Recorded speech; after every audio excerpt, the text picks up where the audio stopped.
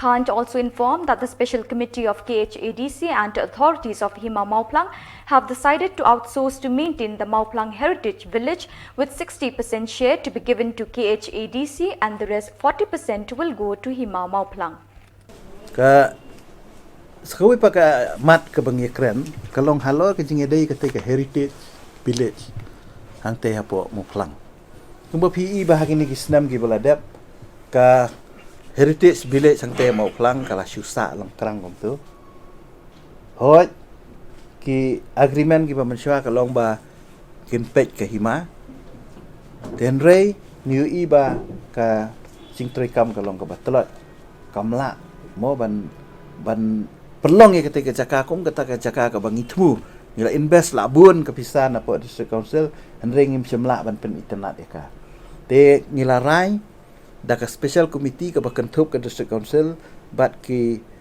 member jong ka Hima Mawphlang ba ya ketika jaka ngin outsource no kamut ngi khot ya ki private parties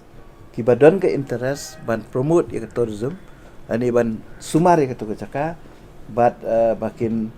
develop itu kecaka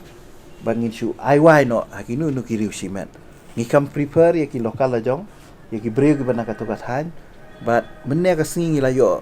receive ka we ka representation na ka we ka kanhun ka bala ai ka express ka interest ka jongki bakin penyat ban pej ya ketika heritage ba ka jo ka poru ngila revive lani ngila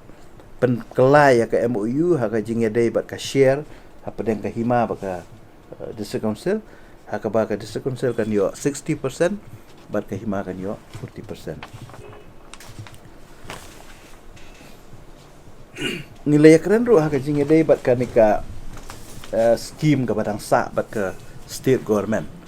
Kumba fitip kadon ka scheme ke bangi ong ka tight scheme ke bawan ka 15 finance commission dan nakaliang ka isi ngila rai ba